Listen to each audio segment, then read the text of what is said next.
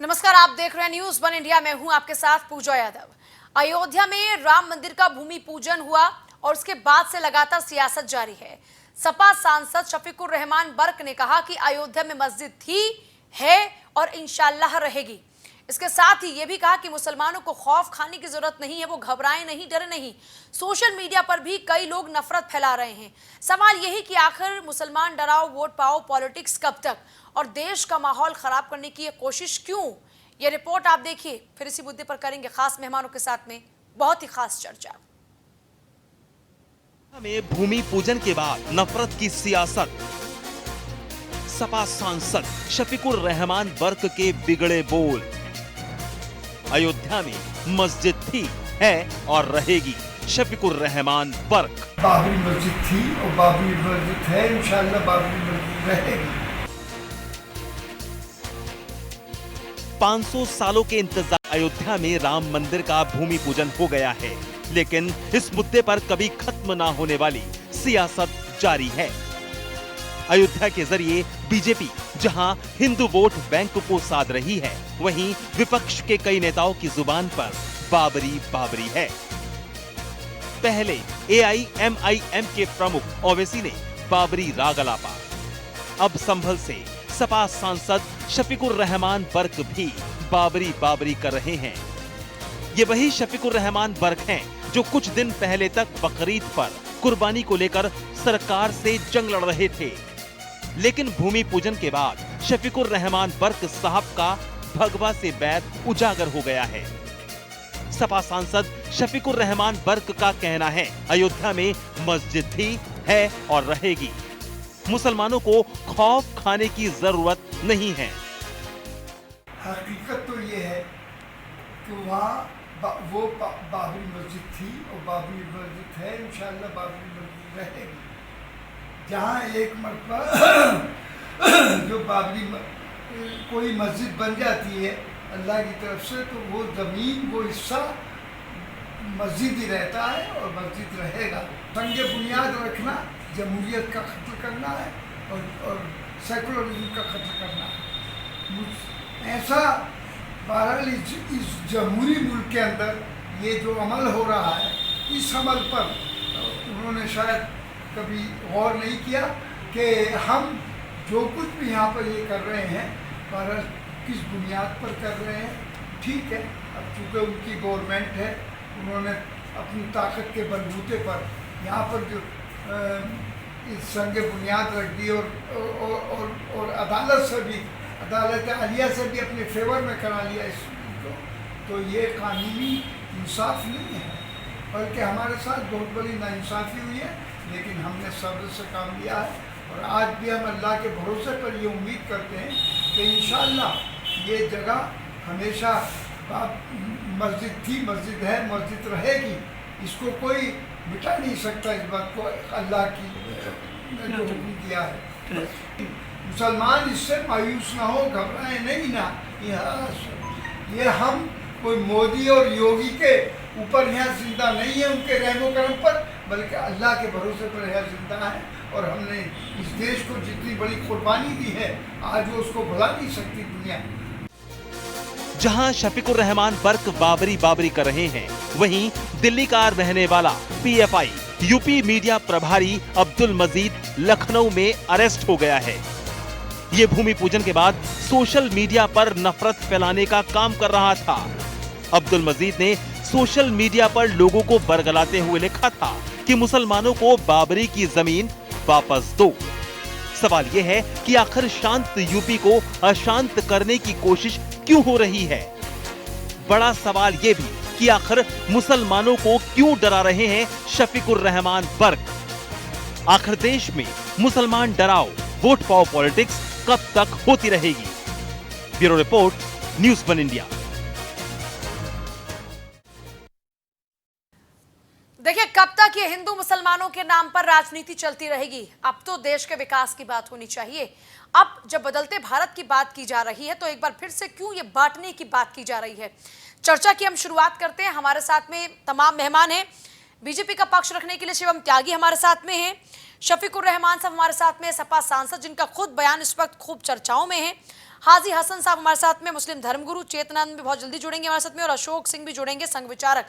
चेतनानंद जी जुड़ चुकी हैं हमारे साथ में। खैर, मैं शुरुआत शफीकुर रहमान साहब के साथ ही करूंगी। शफीकुर रहमान साहब, बहुत बहुत स्वागत। आवाज पहुंच रही है? इंशाल्लाह पहुंच रही होगी ठीक तरीके से। शफीकुर रहमान साहब, आपके पूरे बयान को बहुत ध्यान से सुना। मस्जिद थी, है और इंशाल्लाह रहेगी। ये मस्जिद इंशाल्लाह रहेगी जो आपने अपनी आस जताई है, ये आस किस आधार पर जता रहे हैं आप? देखिए, मैं नहीं कह रहा, हमारा अकीदा है और ये अल्लाह अल्लाह कहता है कि जहाँ एक मतलब मस्जिद बन जाती है वो अगर उसको वहां से हटा भी दो तो वो जगह हमेशा मस्जिद रहती है और रहेगी, ये काम। तो यहाँ में मतलब ये भाई अदालत ने भी अपने फैसले में इस बात को कबूल किया है कि बाबरी मस्जिद किसी मंदिर को तोड़कर नहीं बनाई गई और उसकी खुदाई कराई गई, खुदाई में कोई आसार मंदिर के नहीं निकले, ये भी कबूल किया है। तो और 6 दिसंबर को जो बाबरी मस्जिद को शहीद किया गया, इसको भी उन्होंने जुर्म माना है और उसमें जो मूर्ति रखी गई उसको भी गैर कानूनी माना है। लेकिन इसके बावजूद जो फैसला है, नहीं शफीकुर रहमान साहब, एक सेकंड माफी के साथ आपको रोकूंगी। आप ये कह रहे हैं कि कोई भी ऐसा आधार नहीं मिला जिससे ये प्रूव हो पाए कि वहां पर मंदिर था, तो क्या बिना किसी आधार के ये फैसला सुप्रीम कोर्ट ने सुना दिया? और क्या आपने सुप्रीम कोर्ट के फैसले को ध्यान से सुना, पढ़ा? उसके अंदर साफ साफ जाहिर है किस आधार पर यह फैसला किया गया। और आप सुप्रीम कोर्ट के फैसले के बाद की भी अगर बात करते हैं तो अब तक लगातार वहां पर वो तथ्य मिल रहे हैं जो ये बार बार साबित करते हैं कि वहां पर राम मंदिर था। आप कैसे कह सकती हैं? इस सबूत की बुनियाद पर कह रही है कि जब मस्जिद 400-500 साल मस्जिद खड़ी रही तो वहां तो मस्जिद थी, मंदिर था ही कहाँ?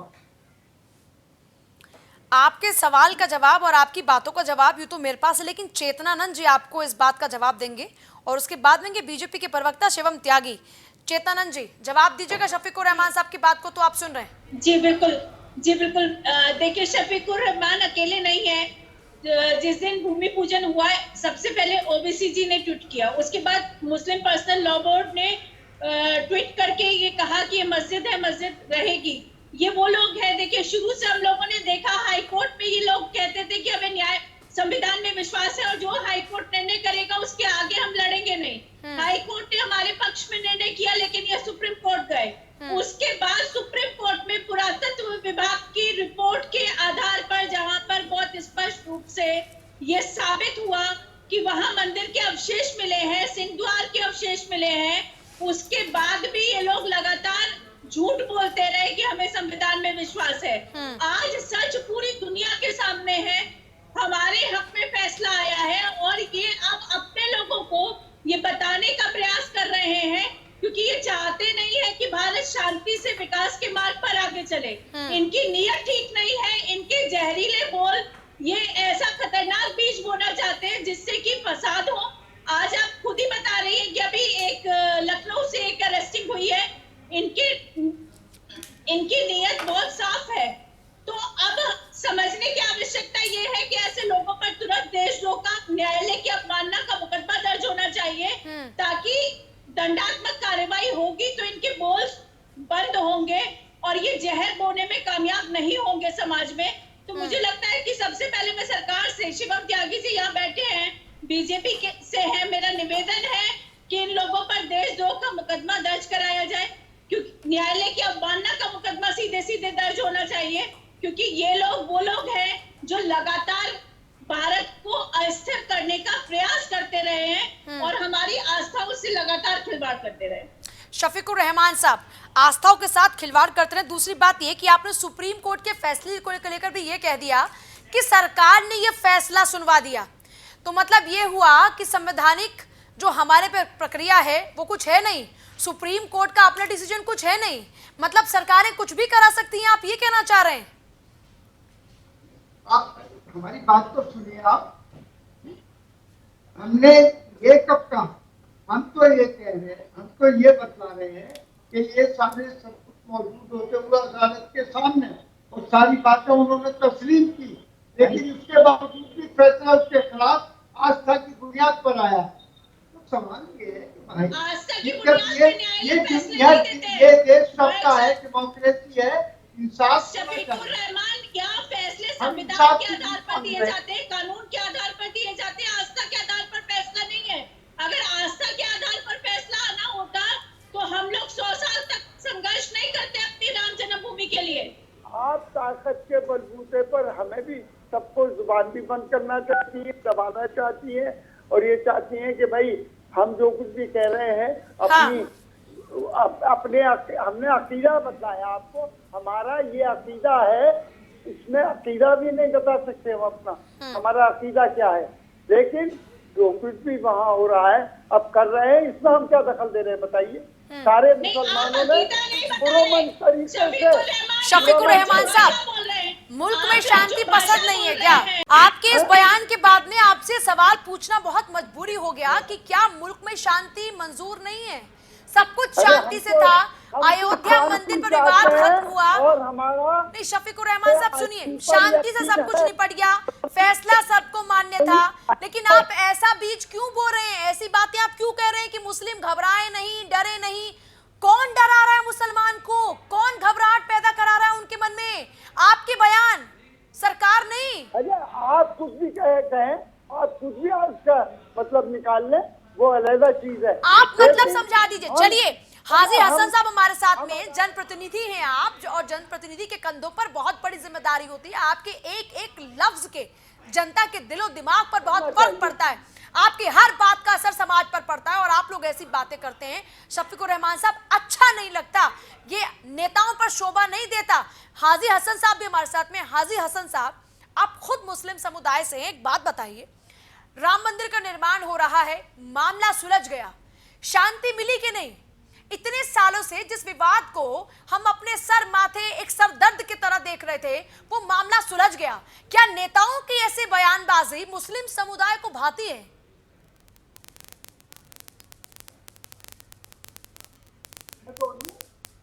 हाजी हसन, शफीकुर रहमान जी, मैं आपके पास आती हूँ। हाजी हसन साहब, आवाज नहीं आ रही है। हेलो, हाँ हाजी हसन साहब, जवाब दीजिएगा।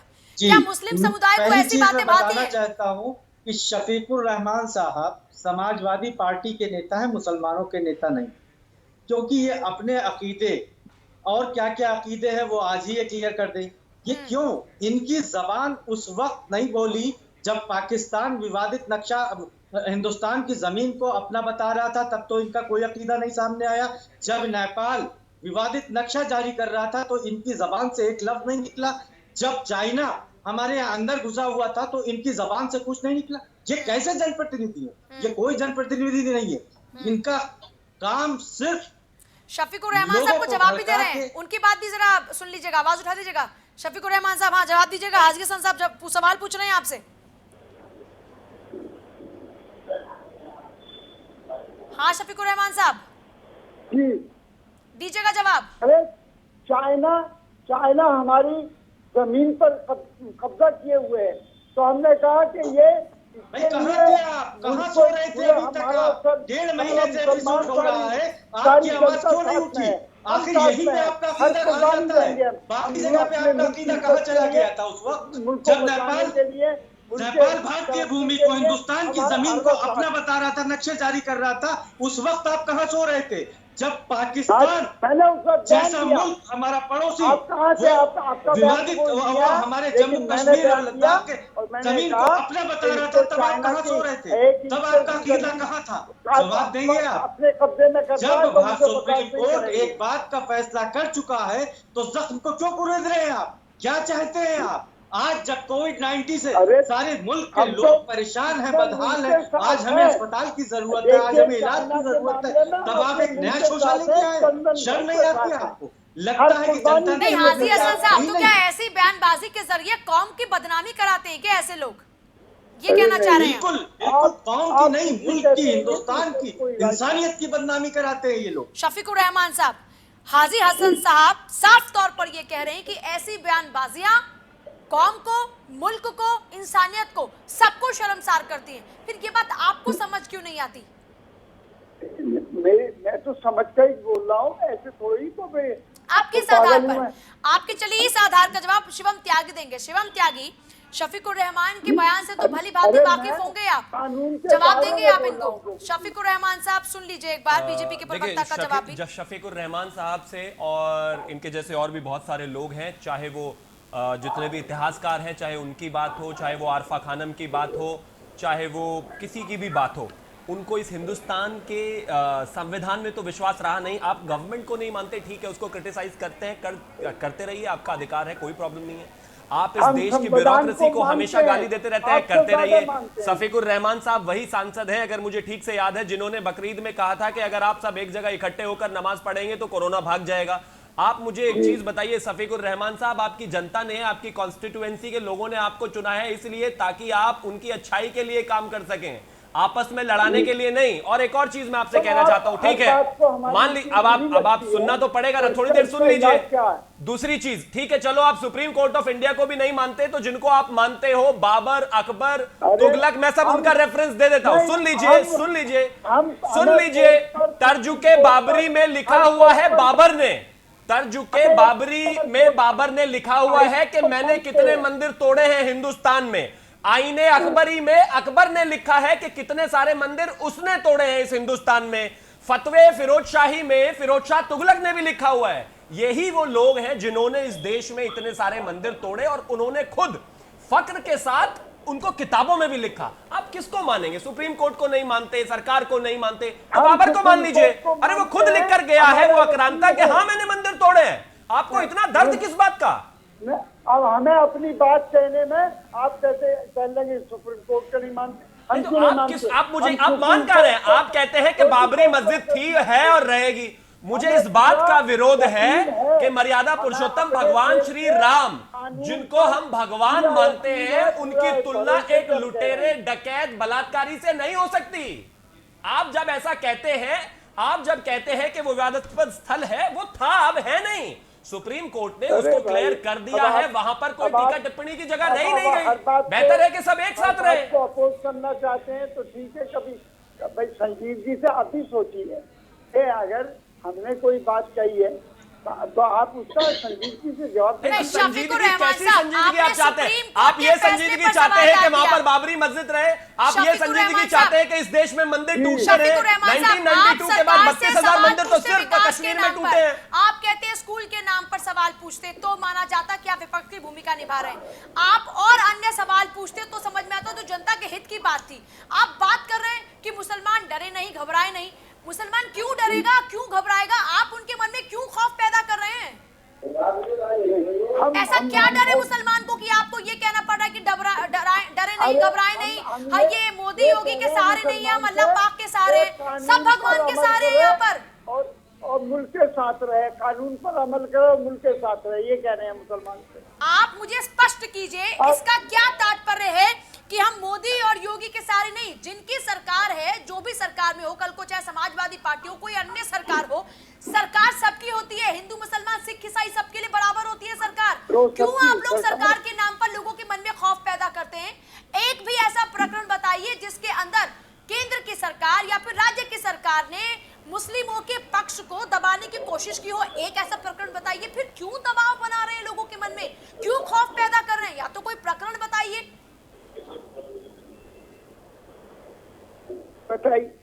बात सुनने के लिए तैयार नहीं। मैं सुन रही हूँ आपकी बात। मैं आपको पूरे 30 सेकंड देती हूँ, सब खामोश रहेंगे, सिर्फ आपको सुनेंगे। शफीकुर रहमान साहब जवाब दीजिए और बिल्कुल तार्किक दीजिएगा जवाब। तो मैंने तो जितना भी कहा जवाब ही दिया है आपको, मैंने कोई नई बात थोड़ी ही कही है। और आप इसको इतना आपको नागवार है तो बहरहाल मुसलमान तो सब्र और ज़ब्त के साथ में अपनी जगह है, वो कोई कर नहीं रहा, वो उसका कोई ऐसा कोई किसी का कोई गलत प्रोग्राम नहीं है, बल्कि वो अपनी पूरी जिम्मेदारी से इस मुल्क में वफादारी के साथ रहता है और रहता रहेगा और कानून का उल्लंघन नहीं होने देगा वो। तो ये तो कोई भी धर्म के लोग हो, ये सिर्फ मुसलमान की बात क्या, यहाँ पर सिख ईसाई हो, पारसी हो, किसी भी धर्म के लोग क्यों ना हो, सबके पास सेम अधिकार है। हम सबकी जिम्मेदारी है कि हम कानून के हिसाब से रहें और कानून का तो आप तो ये कह रहे हैं कि सुप्रीम कोर्ट के ऊपर भी दबाव था सरकार का, और सुप्रीम कोर्ट के ऊपर दबाव था इसलिए फैसला इस हित में कर दिया।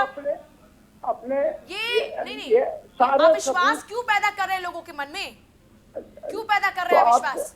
तो आप जब कोई बात नहीं कहने देंगे मुसलमानों को, और मुसलमानों को कोई अपनी बात, शफीकुर रहमान साहब, मुसलमानों के अकेले ठेकेदार आप नहीं हैं। मुसलमानों का अकीदा बताया है। शफीकुर रहमान साहब, मुसलमानों के अकेले ठेकेदार आप नहीं हैं, और हाजी हसन जो कि खुद मुस्लिम धर्मगुरु हैं, वो तो आपसे खुद सवाल पूछ रहे हैं। हम ठेकेदारी थोड़ी कर रहे हैं। वो तो कह रहे हैं कि आपके ऐसे बयानों से बल्कि और नाक नीचे होती है, ऊपर नहीं होती। अरे भाई वो उनका वो कह रहे होंगे, वो उनकी बात है, मैं उनकी बात में कोई दखल नहीं देता। मैं तो अपनी बात कह रहा हूँ, आप बात सुनने के लिए तैयार नहीं है तो आपकी मर्जी। शफीकुर रहमान साहब, इतनी देर से पूरी दुनिया और देश आप ही की बात सुन रहा है, और आपकी बातों के बाद मैं जो सवाल आपसे पूछ रही हूँ उसके पास कोई मुझे अभी तक तथ्यात्मक जवाब नहीं मिल पाया, और ये जनता देख रही है कि अभी क्या कुछ आपने जवाब दिए। हमारे साथ भी अशोक सिन्हा, अशोक सिन्हा का मैं रुक करूंगी। अशोक सिन्हा, ये जो शफीकुर रहमान के बयान आ रहे हैं, ये ओवैसी के जो बयान आ रहे हैं, ये चल क्या रहा है देश में? ये चुनाव के लिए अभी आधार तैयार किया जा रहा है क्या, या फिर सब कुछ शांति से चल रहा है देश में, इसलिए कुछ लोगों को ये बर्दाश्त नहीं हो रहा? ये तो 99% भारतीय समाज जिसमें हिंदू मुसलमान सभी सम्मिलित हैं, राष्ट्र पुरुष श्री राम का जन्म स्थान पर मंदिर खड़ा होने से बनना शुरू होने से प्रसन्न हैं। केवल 1% और इसमें से अधिकांश राजनीतिज्ञ हैं। राजनीति तोड़ती है, जोड़ती नहीं है। जो तोड़ने वाले हैं वो तोड़ते हैं, जो जोड़ने वाले हैं वो जोड़ते हैं। तो केवल 1% समाज जो पहले से एक्सपोज्ड है, जिनका अपना निहित स्वार्थ है, ऐसे लोग हमारे हिंदू और मुसलमान दोनों भाइयों को भरमा रहे हैं, भड़का रहे हैं, और वह उनका नेता बनना चाहते हैं। अब सवाल यह है कि ये नया भारत का जमाना है। नए भारत में विकास चाहिए, और विकास के लिए शांति चाहिए। शांति के लिए परस्पर समन्वय और सहयोग चाहिए। तो जब पूरा राष्ट्र खड़ा है इस बात के लिए कि राम कोई धर्म के नहीं थे, वो किसी के इमाम थे, किसी के मर्यादा पुरुषोत्तम थे, किसी के लिए भगवान थे, किसी के लिए अवतारी पुरुष थे, मगर सबको रास्ता दिखाने वाला एक राष्ट्र पुरुष, जिसका एक प्रतीक चिन्ह खड़ा हो रहा है, जो तोड़ा गया था, जिसको अच्छा सुप्रीम कोर्ट का आदेश इसमें हो गया। तो जिनकी आस्था न सुप्रीम कोर्ट में है, न संविधान में है, न आस्था में है, न संविधान में है, और न ही इस देश की संस्कृति में है। राम एक सांस्कृतिक पुरुष थे, और हिंदू मुसलमान सबके संस्कृति के अभिन्न अंग थे। अगर ऐसे लोग राजनीति के लिए, वोट के लिए शेष लोगों को भड़काना चाहेंगे तो कोई भड़कने वाला नहीं है। हाँ, एक दोष है कि जो जिनके ये नेता बनना चाहते हैं, वह समाज चुप है इस समय। उन्हें चुप नहीं रहना चाहिए, ऐसे नेताओं का विरोध करना चाहिए, नंबर 1। नंबर 2, मैं ये कहना चाहूंगा कि जिनको लगता है कि वहां मस्जिद थी, मस्जिद है, मस्जिद रहेगी, तो मैं उनसे एक सवाल पूछता हूँ। सऊदी अरबिया में जिसमें मोहम्मद साहब नमाज पढ़ते थे, हजरत मोहम्मद साहब, और अनेक सैकड़ों मस्जिदें तोड़ के सड़क बना दी गई, वहां के बादशाह का महल बना दिया गया। तो जिनको बड़ी गर्मी छाई है कि हम लड़ के और तोड़ के रहेंगे, तो जरा उनको वहां भेज दीजिए, शरिया कानून उनके ऊपर लागू हो जाएगा। हाजी हसन साहब, दरअसल ब्रेक पर जाने से पहले कुछ कहना चाह रहे थे हाजी हसन साहब, लेकिन मेरा सवाल आपसे ये है कि जो लोग इस तरह की बातें करते हैं और माहौल खराब करने की कोशिश करते हैं, क्या ऐसे लोगों को आप चाहेंगे कि साथ रखा जाए, या ऐसे लोगों की बात को सुना जाए, या फिर आप लोग खुद अब बीड़ा उठा लेंगे ऐसे लोगों की बातों का विरोध करने के लिए? बिल्कुल, देखिए, मैंने आपके ही चैनल से, आपके ही प्लेटफॉर्म से सबसे पहले इनसे पूछा कि आप होते कौन, किस आधार पे आप ये बातें कह रहे हैं, और रही बात अगर ये आपकी पार्टी का डिसीजन है या तो उनका जवाब ये था कि ये उनका अकीदे बहुत से हो सकते हैं, अकीदे बदलते रहते हैं, आज कुछ है कल कुछ हो सकता है, वक्त के हिसाब से बदलते रहते हैं, तो ये उनका पर्सनल मैटर हो सकता है। लेकिन बड़ा अफसोस तब होता है, शफीकुर रहमान वर्क साहब शायद इनको गिफ्ट में जनप्रतिनिधित्व मिला हुआ है, शायद चुने हुए नहीं, इनको गिफ्टेड आइटम है ये, तो ये उसी तरह की बातें करेंगे। इनकी जितनी भी मजम्मत न की जाए उतनी कम हो। क्योंकि सर्वोच्च न्यायालय के आदेश के बाद ये अवमानना कर रहे हैं, कंटेम्प्ट ऑफ कोर्ट कर रहे हैं, इनके ऊपर केस दर्ज होना चाहिए। लेकिन सिन्हा साहब कुछ और आगे बढ़ गए। सिन्हा साहब से मैं पूछना चाहता हूं कि जानकारी के लिए क्यों झूठ बोलते हैं एक टेलीविजन चैनल पे बैठ के? कौन सी मस्जिद नबी को तोड़ा गया, कौन सी मस्जिद को तोड़ा गया? देखिए, ये आप राम मंदिर के सीते हैं, ये आपका अधिकार है कि आप मंदिर बनाए। सारे भारतीय आपके साथ खड़े हैं, चाहे वो किसी भी धर्म के हो, किसी भी पंथ के हो, किसी भी मजहब के हो, लेकिन वो सब भारतीय न्यायपालिका के, भारतीय संविधान के साथ और आपके साथ खड़े हुए हैं। लेकिन इसका मतलब ये नहीं कि आपके मुंह में जो आए बक जाए। आप किस आधार पे कह रहे हैं? आप एक उदाहरण बता दीजिए कि कहां पे महल बना मस्जिद तोड़ के? आप कैसे दुनिया की बातें कर सकते हैं जब आपको पता ही नहीं है? तो सरासर ये झूठ बोल रहे हैं। ऐसे लोगों की भी मजम्मत उतनी ही होनी चाहिए जितनी भी शफीकुर रहमान साहब की होनी चाहिए। दुनिया में प्रकाशित हुआ है विकास के नाम पर सऊदी अरब में सैकड़ों मस्जिदें तोड़ी गई हैं। ये तो उर्दू अखबारों में छपा है, ये उर्दू अखबारों में छपा है। किस आधार पे कह दिया कि जिसमें मोहम्मद साहब नमाज पढ़ते थे मस्जिद नबी को तोड़ा गया? किस आधार पे किया? आपको जानकारी ना हो तो दुनिया को जानकारी नहीं है, ऐसा नहीं है। आप झूठ को कैसे, आप ये नफरत का व्यापार आप कैसे कर सकते हैं? किस बात का झूठ है? ये दुनिया जानती है। आप गूगल पे सर्च कर लीजिए कि कितनी कोई नहीं जानता। देखिए, इस पर जरा एक बार टीम हमारी चेकआउट कर ले। मैं आती हूँ आपके पास, वापस आती हूँ। चेतनानंद जी भी लगातार बहुत देर से बनी हुई। चेतनानंद जी, ये जो ऐसे लोग अब इस तरह की बयानबाजी कर रहे हैं, इसके पीछे मकसद क्या समझ पा रहे? क्या मकसद है? देखिए, मकसद है नफरत का, मकसद है इस्लामिक राष्ट्र बनाने का। क्योंकि एक बहुत बड़ा उदाहरण दिया गया, हगिया सूफिया का उदाहरण देकर मुस्लिम पर्सनल लॉ बोर्ड ने ट्वीट किया। उन्होंने बहुत स्पष्ट कहा कि जिस तरीके से मुसलमानों को डरने की जरूरत नहीं है, मुसलमानों को घबराने की जरूरत नहीं है।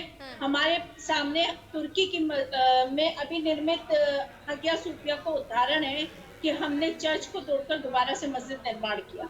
तो ये विध्वंसक लोग हैं, इनकी भाषा को बहुत गंभीरता से सरकार को लेना चाहिए। इन पर देशद्रोह का मुकदमा दर्ज होना चाहिए, क्योंकि बहुत स्पष्ट इनकी भाषा। आज जिस तरीके से देश शांति से राम मंदिर का जिस दिन 9 नवंबर 2019 को फैसला आया, एक भी घटना, छुटपुट घटना भी कहीं हिंसा की सुनाई नहीं दी। राम जिस दिन भूमि पूजन हुआ उस दिन भी सहज स्वीकार्यता थी। लेकिन इन लोगों का सपना कुछ और है। उस सपने को ध्यान में, जहरीले सपने और जहरीले बीज ये इस मिट्टी में बोना चाहते हैं, जिसका फल बहुत खतरनाक होगा। इसलिए मेरा निवेदन है, बार बार आपके चैनल के माध्यम से सरकार से मेरा निवेदन है कि ऐसे लोगों की बोली को तुरंत बंद कराया जाना चाहिए, ताकि ये आवाम के मन में किसी भी तरीके की हिंसा। शिवम त्यागी से चलिए इसी बात का फिर जवाब लेते हैं। शिवम त्यागी, सरकार आपकी, केंद्र की बात हो, उत्तर प्रदेश, जो लोग देश को बांटने की बात करें, जो लोग माहौल खराब करने की बात करें, आप तो कहते हैं कि इनसे सख्ती से निपटा जाएगा, फिर शफीकुर रहमान साहब के बयानों को बार बार दरकिनार क्यों कर रहे हैं? देखिए पूजा जी, इस देश में डेमोक्रेसी है और एक बड़ी कमाल की इंटरेस्टिंग चीज़ है कि आप क्रिटिसाइज किसी को भी कर सकते हैं। जब आप इस तरह की बातें करते हैं तो ये वाकई कंटेम्प्ट ऑफ कोर्ट की कैटेगरी में फॉल नहीं करता। लेकिन हाँ, ये एक बहुत ज़रूरी इंपॉर्टेंट चीज़ है कि मैं अगर एक नुमाइंदा हूँ, एक पार्टी से चुना हुआ सांसद हूँ, तो मेरी खुद की भी एक मर्यादा है। मैं उस चीज़ को मद्देनज़र रखते हुए जो भी भाषण दूँ, जो भी चीज़ें कहूँ वो कहूँ, बेशक वो चाहे कानून के दायरे में ना आती हो। लेकिन अगर कोई भी इस चीज को आगे बढ़ाएगा तो सरकार सख्ती से पेश आएगी, चाहे इसमें शफीकुर रहमान हो चाहे कोई भी हो। मैं कहता हूं शफीकुर रहमान को छोड़ दीजिए, जो इतिहासकार हैं रामचंद्र गुहा, उन्होंने भी ऐसा ही कुछ कहा है, आरफा खानम ने भी ऐसा ही कहा है। ऐसे बहुत सारे, करीब 25 से ज्यादा लोग हैं जिन्होंने ऐसा कहा है और लगातार उन्होंने ट्विटर पर इस तरह की हेट स्पीचेस भी दी है। लेकिन अगर ये चीजें आगे, चेतनानंद जी जवाब के दायरे में नहीं आती, क्या ये हेट स्पीचेस ये यहाँ हिंसा का माहौल उत्पन्न करने की साजिश नहीं दिखाई देती आपको? क्या सरकार को इसमें कॉग्निजेंस नहीं लेना चाहिए? क्या इन लोगों पर देशद्रोह का और न्यायालय की अवमानना का जो लोग स्पष्ट ये कह रहे हैं कि बीजेपी ने भावनाओं का सम्मान करता हूं, मैं आपकी भावनाओं का सम्मान करता हूं, जो आप कह रही हैं बहुत सही है, इसमें कोई दो राय नहीं है, लेकिन कंटेम्प्ट ऑफ कोर्ट नहीं है। आप इसको थोड़ा सा, की बात कर रही हूँ।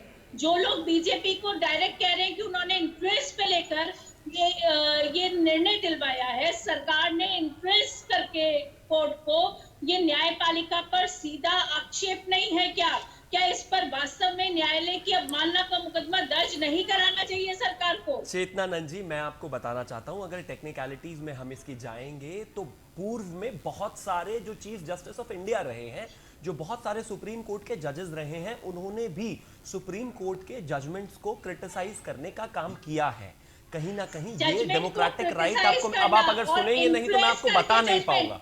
मैं अगर आप जजमेंट को क्रिटिसाइज करना और जजमेंट को इन्फ्लुएंस करके दिलवाना दो अलग चीजें हैं। हाँ, जजमेंट किसी भी नहीं चेतनानंद जी, मैं आपसे उस बहस में नहीं जाना चाहता। मैं सिर्फ इतना कहना चाहता हूं आपसे कि मैं आपके सेंटिमेंट्स का, आपके जो भाव है उसका सम्मान करता हूं, उसमें कहीं कोई दो राय नहीं है। और इस तरह की भाषा बिल्कुल नहीं होनी चाहिए, हेट स्पीचेस नहीं होनी चाहिए। ये हिंदुस्तान के फैब्रिक को तोड़ने का काम करती है, ये हिंदुस्तान को बांटने का काम करती है, ये हिंदू मुसलमान को अलग करने का काम करती है। इस देश में बिल्कुल नहीं होना चाहिए।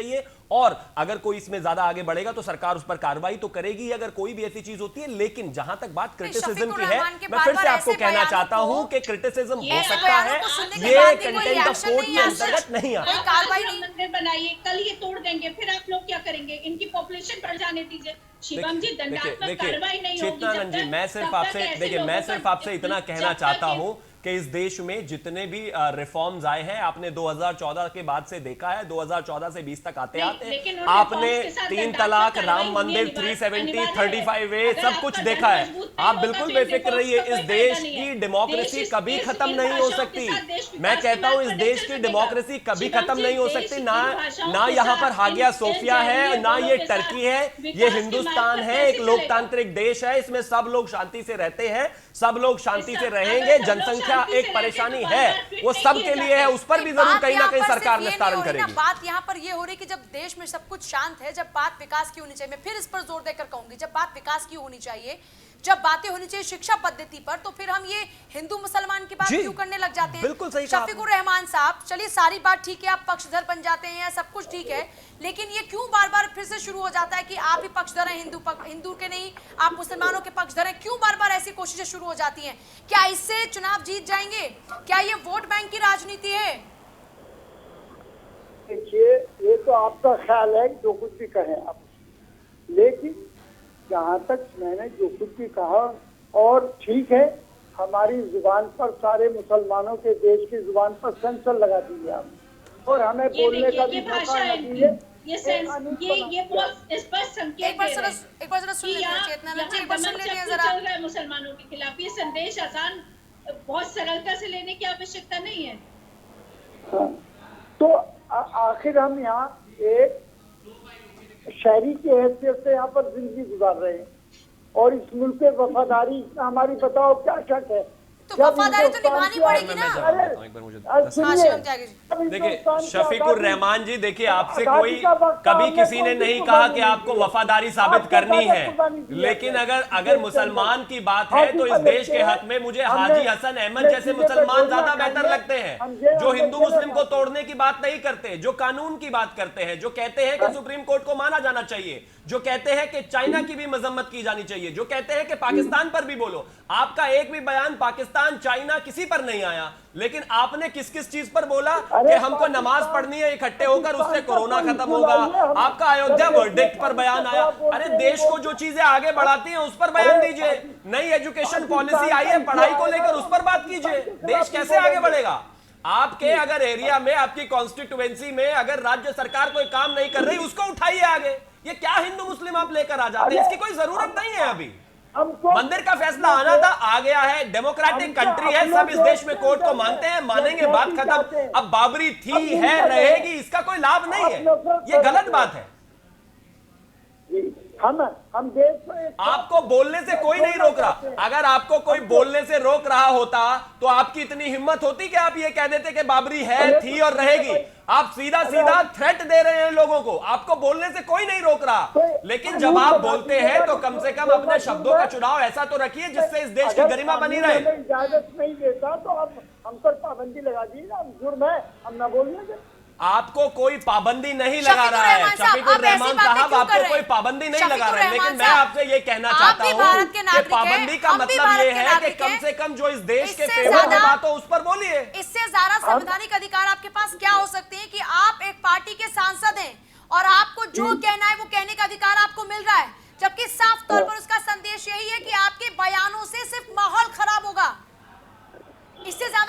आजादी चाहिए आपको देश में? माहौल खराब होगा तो इससे ज्यादा क्या आजादी चाहिए आपको इस देश में? जवाब देना ही बेकार है। और हाजी हसन साहब भी तो इसी मुल्क के हैं, वो तो आपकी तरह बात नहीं करते, उनको तो डर नहीं लगता, वो तो किसी को नहीं कहते घबराइए मत, डरिए मत, ये मोदी योगी के सहारे नहीं है, अल्लाह के सहारे, अल्लाह के सहारे आप हैं, कोई भगवान के सहारे है, कोई ईसा मसीह के सहारे है, यहाँ पर सब भगवान के ही सहारे हैं। क्यों हाजी हसन साहब?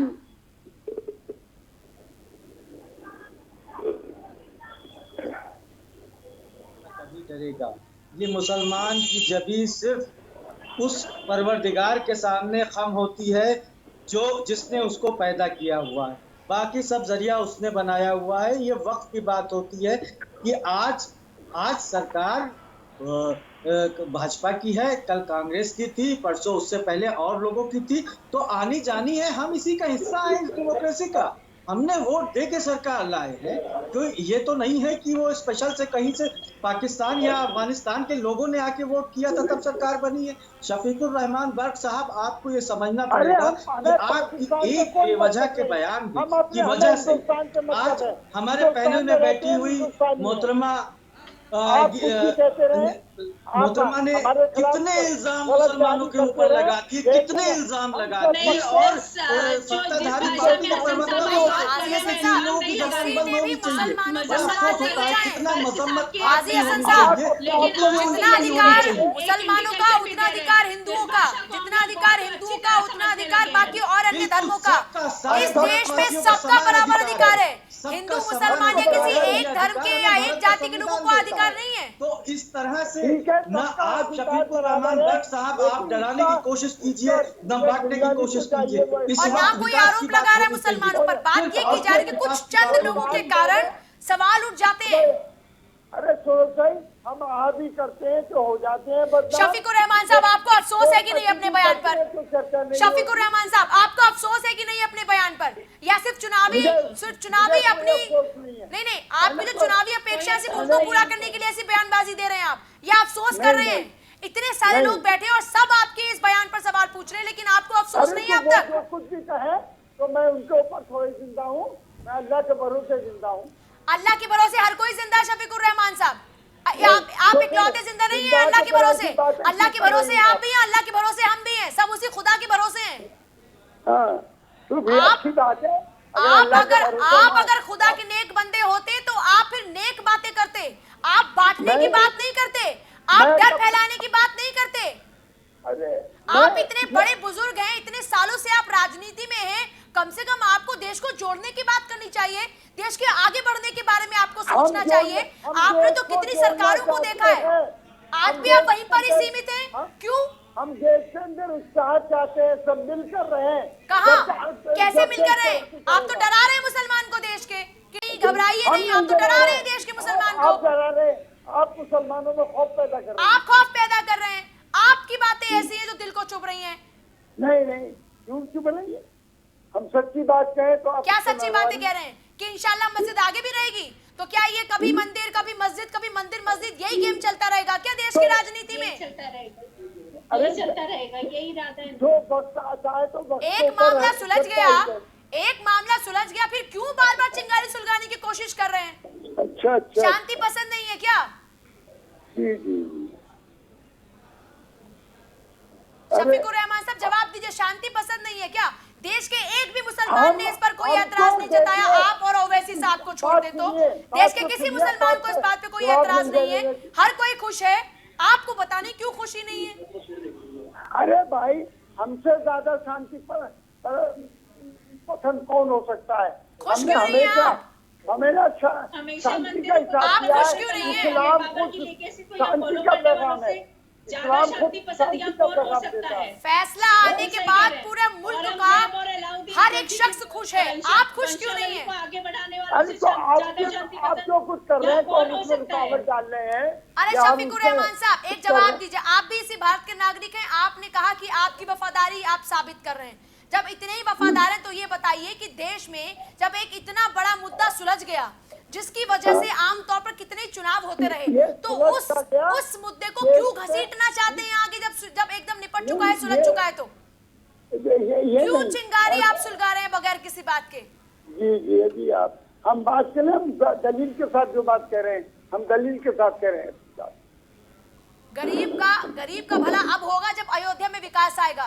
गरीब का भला अब होगा जब वहां पर पर्यटन बढ़ेगा और वहां के लोगों को रोजगार मिलेगा। आपकी बातों से सिर्फ वहां माहौल खराब होगा, और माहौल खराब होगा तो वहां कोई जाएगा नहीं, वहां कोई जाएगा नहीं तो ना विकास होगा, और वहां विकास नहीं होगा तो लोग बेरोजगार होंगे। हिंदुस्तान में 80 करोड़ यही चाहते हैं क्या लोग हैं हिंदुस्तान के, और ये बेचारे गरीब हैं और उनको आज रोटी तक मैसर नहीं हो रही, उस तरफ आपका ध्यान नहीं है। तो आप इस बात को कहिए ना, आप सरकार से सवाल पूछिए इस बात पर। आप ये डरने और मरने की बातें क्यों करते हैं? अरे हम तो कब तक धर्म के नाम पर राजनीतिक रोटियां सेकती रहेंगी इस देश में?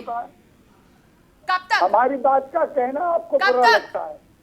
शफीकुर रहमान साहब, कब तक राजनीतिक रोटियां इन मुद्दों पर सेकती रहेंगी? वालों की बात छुपेगी तो है ही, और हिंदुस्तानियों को ये याद रखना चाहिए कि बाबर की वंशावली को जीवित रखने वाले लोग अभी यहाँ पर हैं। हमारी पूरी जिंदगी शांति का सबक दिया। शांति कौन?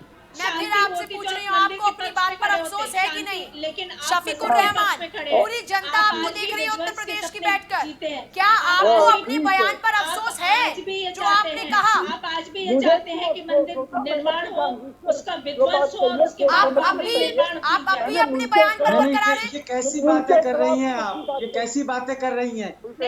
ये आप कैसी बातें कर रही हैं? कौन चाहता है कि मंदिर का विध्वंस हो? कोई नहीं चाहता, कोई इंसान ये नहीं चाहता। ये गलत बातें है। ये शफीकुर रहमान साहब के ऊपर उनकी बात की आप बात कीजिए, लेकिन आप ऐसी बातें नहीं कर सकती। ये बिल्कुल सरासर नाकाबिले बर्दाश्त बातें हैं जो आप लगातार कहते चले जा रहे हैं। देखिए, शफीकुर रहमान भट्ट साहब की अपने ऊपर नहीं हो सकती, मुसलमानों की राय शुमारी नहीं है। आपको अधिकार नहीं है, मैं जानती हूँ मैं क्या कह रही हूँ। बिल्कुल, आप क्या देखिए, कह रही हैं? चाहिए आप कैसे कह रही हैं? कौन सी मानसिकता है आपकी? कोई क्या आप कह रही हैं कि भी मंदिर को इस डिबेट में किसकी कोई भी हिम्मत ऐसी है? बात न किसकी करे मजाल है कि जिससे किसी मंदिर की भावनाएं तरफ या किसी मस्जिद की तरफ आप उठा के भी देख सकते कोई हैं? मुसलमान नहीं चाहता कि अब ये मामला फिर से एक बार और बड़ा हो जाए। हर कोई, हिंदू हो, मुसलमान हो या फिर अन्य धर्म का कोई भी शख्स भाषा हो। है। ये लगातार पहले में इसी तरह की भाषा का इस्तेमाल किए जा रही है। शफीकुर रहमान भट्ट साहब ये इनके ऊपर कोई भी कटाक्ष करे, कोई भी बात करे, इनसे जवाब ले, लेकिन तमाम मुसलमानों के ऊपर इस तरह से कि ये लोग क्या ये लोग लगा रखा है?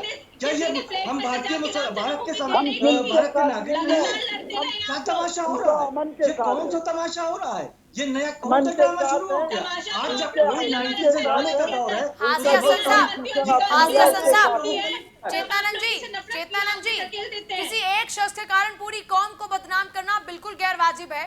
मैं इस बात पे हाजी साहब का समर्थन करती हूँ। किसी एक शख्स की बयानबाजी पर या फिर उनकी जुबान पर पूरी कौम को बदनाम नहीं कह सकता, या फिर पूरी कौम से सवाल नहीं पूछे जा सकते, क्योंकि देश का मुसलमान भी उस भारत के विकास में उतनी भागीदारी निभा रहा है जितना कि बाकी के और अन्य धर्मों के लोग निभा रहे हैं। और हमारी पहचान यही है, जहां पर अनेकता में एकता है। यहाँ पर ये अलग अलग धर्म जाति के लोगों ने इस भारत को एक सूत्री जिस माला में पिरोया है उसको बहुत ही खूबसूरत रंग दिया है, इसलिए इसे कोई भी बांटने की बात ना करे। लेकिन हाजी हसन साहब, एक बात आपको भी माननी होगी कि ये शफीकुर रहमान, ओवैसी जैसे लोग बार बार सवालों के घेरे में लाकर खड़ा कर देते एक कौम को। आपको नहीं लगता कि इनके खिलाफ में आवाज उठनी चाहिए, बहुत मजबूती के साथ उठनी चाहिए? और दूसरी बात ये कि फिर ऐसे लोग जीत कैसे जाते हैं चुनाव में? ये जनप्रतिनिधि बन कैसे जाते हैं? ये तो लोगों की भावनाओं के साथ खिलवाड़ कर रहे हैं साफ तौर पर।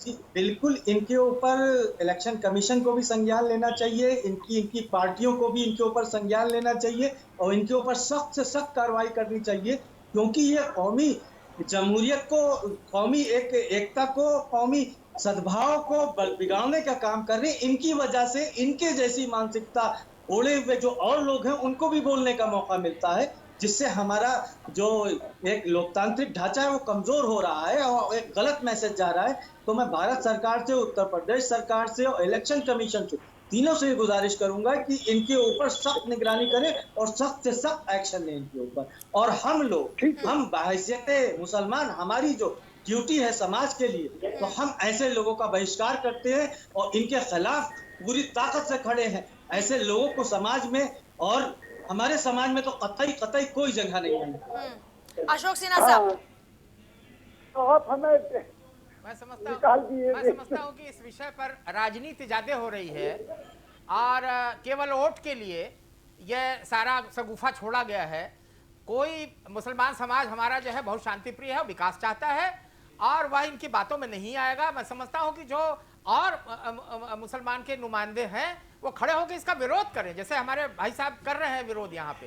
तो उसी प्रकार से जब तक इनका विरोध इनके समाज में नहीं होगा तब तक ये नहीं मानेंगे। यह बेचते रहेंगे समाज को, अपने का अपना विकास करते रहेंगे, अपने एमपी और एमएलए बनते रहेंगे और यह समाज को गर्त में ढकेलते रहेंगे।